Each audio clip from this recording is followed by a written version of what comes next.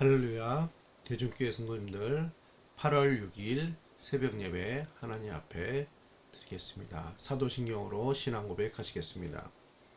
전능하사 천지를 만드신 하나님 아버지를 내가 믿사오며 그 외아들 우리 주 예수 그리스도를 믿사오니 이는 성령으로 잉태하사 동정녀 마리아에게 나시고 본디오 빌라도에게 고난을 받으사 십자가에 못 박혀 죽으시고 장사한 지 사흘 만에 죽은 자 가운데서 다시 살아나시며 하늘에 오르사 전능하신 하나님 우편에 앉아 계시다가 저리로서 산자와 죽은 자를 심판하러 오시리라.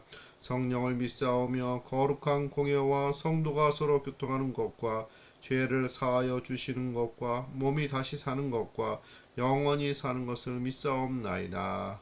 아멘.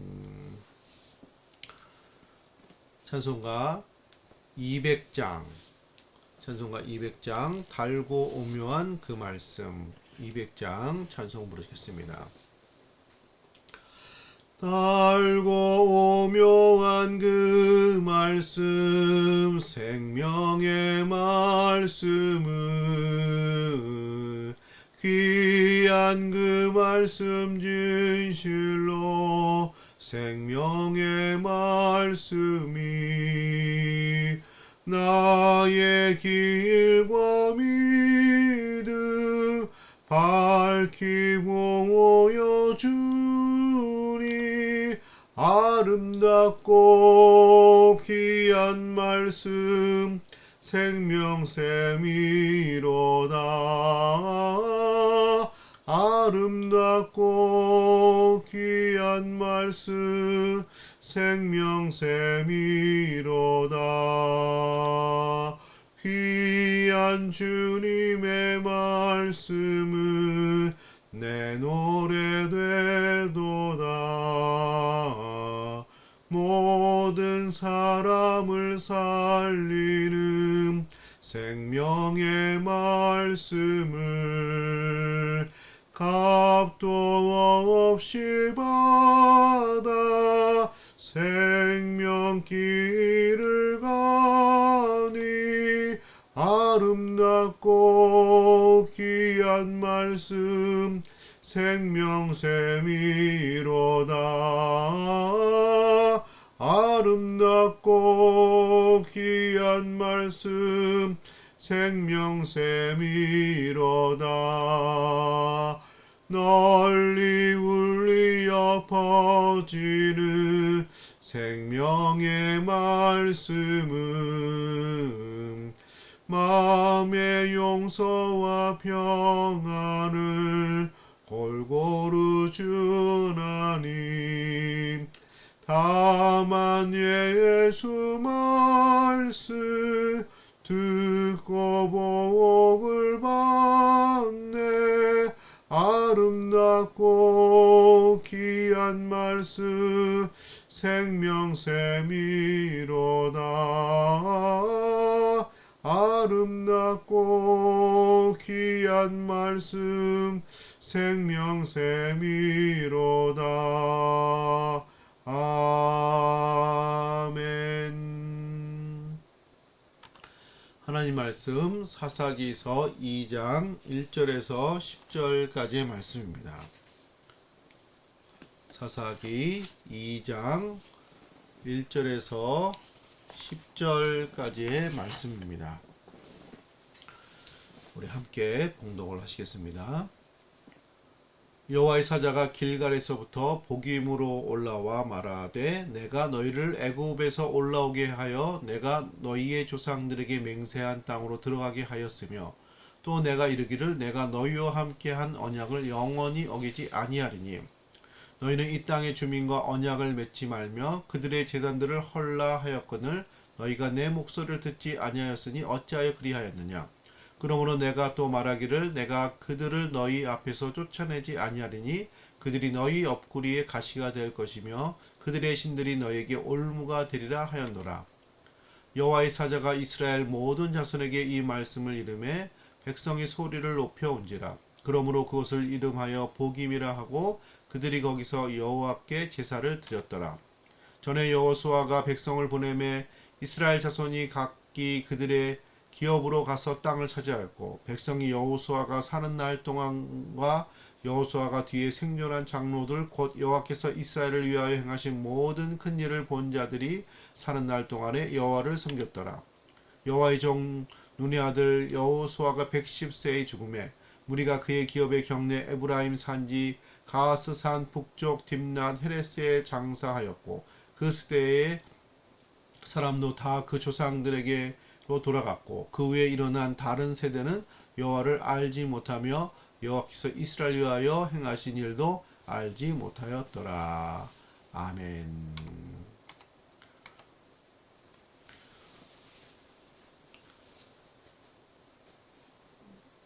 이스라엘 백성들이 이제 가나안 땅에 들어가서 사사기 어제까지 본 1장에 보면은 가나안 땅의 남은 땅을 정복을 하는 내용이 나왔습니다. 지파별로. 자, 그러면 거기서 하나님 말씀대로 온전히 쫓아내고 그 땅을 정복하고 진멸하고 이래야 되는데 일부분을 여러 가지 이유로 쫓아내지 못하고 또 어떤 곳은 타협하고 언약을 맺고 또 강성해진 이후에도 그들을 노역으로 삼아 종으로 삼아 그 땅에 거하게 함으로 어떤 당장의 유익을 위해서 또 하나님 말씀을 100% 순종하지 못한 반쪽짜리 순종, 반쪽의 성공, 반쪽의 축복. 자, 이런 말씀을 나눴습니다. 자, 오늘은 그 이어서 나오는 말씀인데 하나님의 사자가 등장하면서 하나님의 메시지, 이 상황에 대해서 여호수아 세대, 그 다음 세대가 정복한 그 내용에 대해서 하나님께서 사자를 보내서 말씀을 전하는 내용이 되겠습니다. 자, 1절에 여호와의 사자가 길갈에서부터 복임으로 올라와 말하되 하나님의 사자가 나와서 말씀을 전합니다. 하나님의 말씀인 거죠. 내가 너희를 애굽에서 올라오게 하여 내가 너희 조상들에게 맹세한 땅으로 들어가게 하였으며 또 내가 이르기를 내가 너희와 함께 한 언약을 영원히 어기지 아니하리니 하나님이 이 땅을 가나안 땅을 주시고 이스라엘 백성들과 언약을 맺고 늘 하나님이 이스라엘 백성들과 함께 하신다는 영원한 언약을 맺었고 하나님이 그 언약을 어기지 않는 하나님이심을 말씀하시면서 이스라엘 백성들은 하나님이 그렇게 언약에 신실하신 것처럼 이스라엘 백성들도 그 언약에 그 말씀에 신실히 따를 것을 또 언약을 맺었었는데 2절에 너희는 이 땅의 주민과 언약을 맺지 말며 그들의 제단들을 헐라하였거늘 너희가 내 목소리를 듣지 아니하였으니 어찌하여 그리하였느냐. 다 진멸하고 쫓아내고 그 땅의 제사장 나라로서 하나님의 나라의 모습을 만들 것, 오직 하나님만 섬기는 하나님 백성의 땅으로 만들 것을 말씀을 하셨는데 그래서 사람들을 쫓아내고 제단도 헐고 거기 섬기는 우상신을 다 박살내고 이래야 되는데 그렇게 명령을 주셨는데 말씀하셨는데 그 목소리를 듣지 아니했다는 거죠. 왜 그렇게 했느냐? 어찌하여 그리하였느냐? 하나님이 화를 내시고 경고하시는 거죠. 3절에 그러므로 내가 또 말하기를 내가 그들을 너희 앞에서 쫓아내지 아니하리니 그들이 너희 옆구리에 가시가 될 것이며 그들의 신들이 너희에게 올무가 되리라 하였노라. 쫓아내지 아니하리니 이스라엘 백성들이 쫓아내지 않았거든요. 자, 그러니까 하나님도 쫓아내지 않는다는 것입니다. 너희가 그렇게 했으니 그렇게 놔두겠다. 그들이 너희 옆구리에 가시가 될 것이며 이스라엘 백성들이 유익을 위해서 그 사람들을 쫓아내지 않고 받아들이고 타협하고 종으로 삼고 노역으로 삼고 그렇게 했는데 그것이 올바른 결정이 아님을 하나님의 뜻을 따르지 않는 어떤 의미에서 그 대가 그것이 얼마나 잘못된 것인지를 하나님이 보게 하신다는 거죠. 그래서 유익이 되지 않고 가시가 되고 올무가 될 것임을 말하고 있습니다. 하나님이 경고를 하신 거죠. 온전히 따르지 않은 이스라엘 백성들의 그 가나안 땅 정복 과정에서 그 모습을 보시고 하나님이 경고를 하신 것입니다. 4절에 여호와의 사자가 이스라엘 모든 자손에게 이 말씀을 이름해 백성이 소를 높여 온지라. 백성들이 이 말씀을 듣고 우리가 잘못했었나 보다 하고 소를 높여 웁니다. 자, 그러면 굉장히 깨닫고 회개하고 그런 모습과 같죠. 만약에 진짜 회개를 하고 각성을 했다면 지금이라도 쫓아내면 되잖아요. 이미 상당 부분 가나안 땅을 정복했기 때문에 지금 남아있는 가나안 원주민들과 그들의 영향력은 크지 않죠. 노역으로, 종으로 삼았기 때문에 맘만 먹으면 할 수 있죠. 근데 사사기에 보면 그렇게 하지를 않았어요. 그러니까 이것은 하나님께서 진노하시고 경고하시고 화가 될 것 같고 자기에게 어려움이 될 것 같다 보니까 어쨌든 좋은 일이 아니니까 울긴 했지만 이것이 진짜의 회개의 모습은 아닌 것으로 보입니다. 5절에 그러므로 그것을 이름하여 복임이라 하고 그들이 거기서 여호와께 제사를 드렸더라. 여기 거기를 복임이라고 하였고, 복임이란 말이 통곡하는 사람들이란 뜻이거든요. 통곡하는 자들. 자, 그 땅은 안식의 땅이고 축복의 땅인데, 그럼 축복의 사람들, 안식의 사람들, 평안의 사람들이 돼야 될 이스라엘 백성들이 통곡하는 사람들이 된 것입니다. 자, 그래서 앞으로 있을 사사 시대가 어떤 모습이 될지를 미리 예고하는 그런 모습이라고 볼 수가 있겠습니다. 자, 우리 여기서 여기까지 교훈을 삼을 수 있는 것은 5절까지 교훈을 삼을 수 있는 것은 자, 우리가 나름대로 우리의 유익을 위해서 어떤 선택을 하는 것은 뭐 사람인지라 그럴 수도 있죠.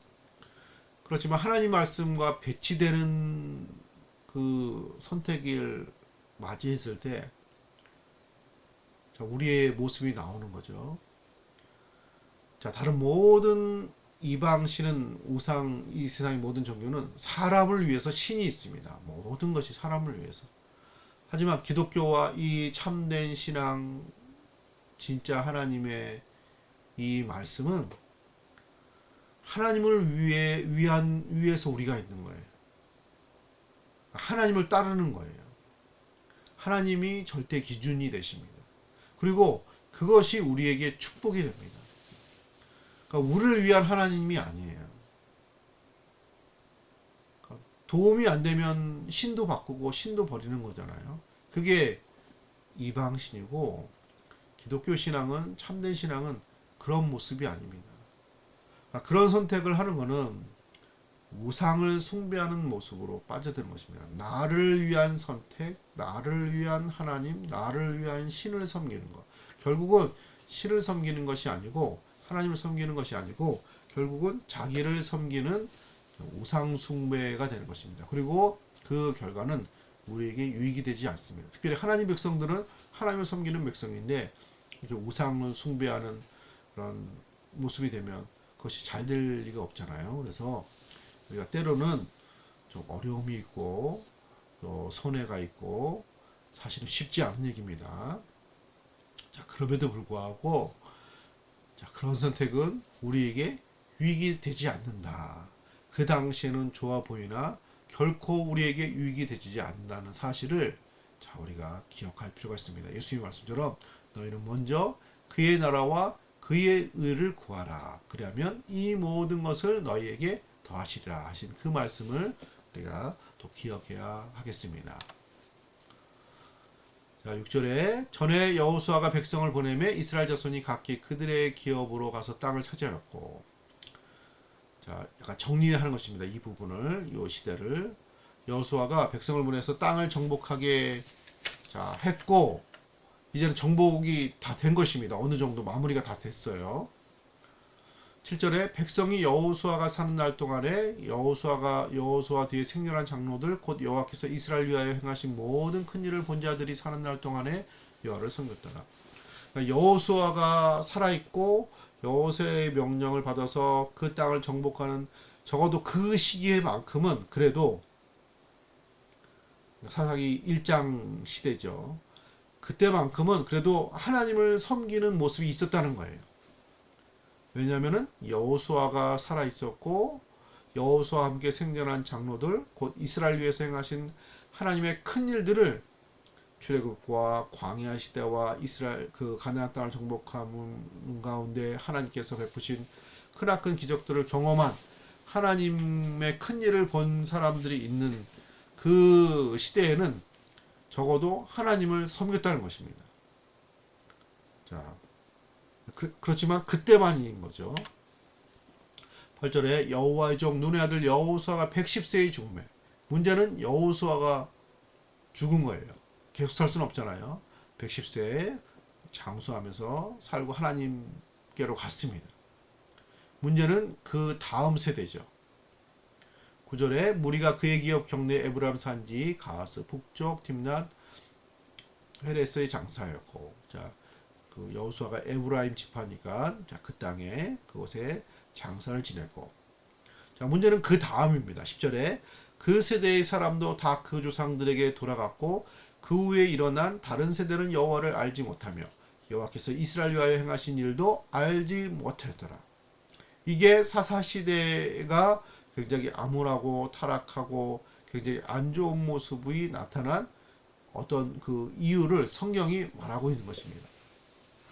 여호수아가 사는 날 동안에 백성을 보내서 나머지 땅을 다 정복하게 한 그 시대 그리고 그 땅을 그 다음 세대가 물려받은 거죠. 땅을 상속받은 것입니다. 여호수아의 세대의 정복 시대에 그 정복한 가나안 땅을 그 다음 세대는 감사하게 그 땅에서 정착하며 살 수 있는 땅을 기업으로 상속을 받고 전수 유산을 받았습니다.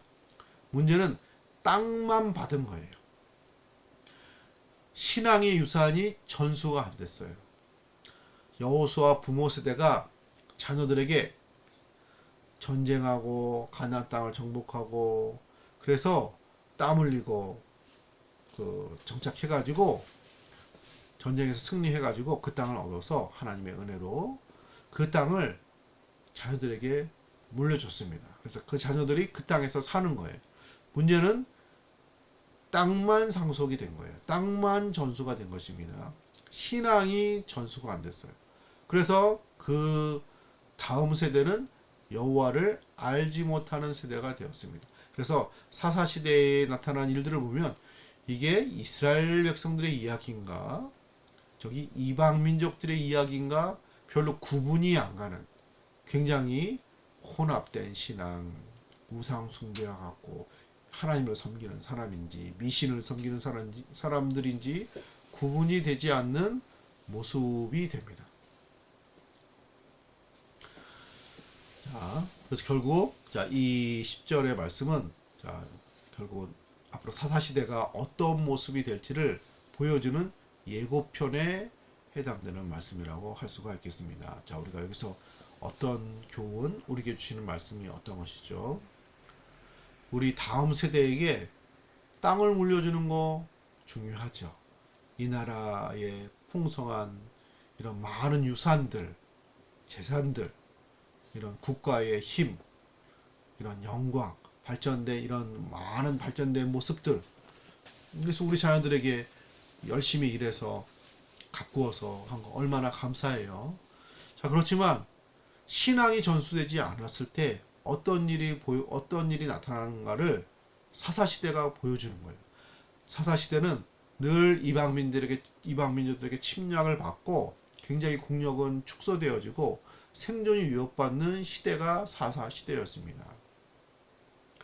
자녀들에게 물고기를 잡아줄 것이 아니라 물고기를 잡는 기술을 가르쳐 주어야 된다는 그런 속담이 있죠. 자, 신앙은 물고기를 잡는 기술을 알려주는 것과 같아요.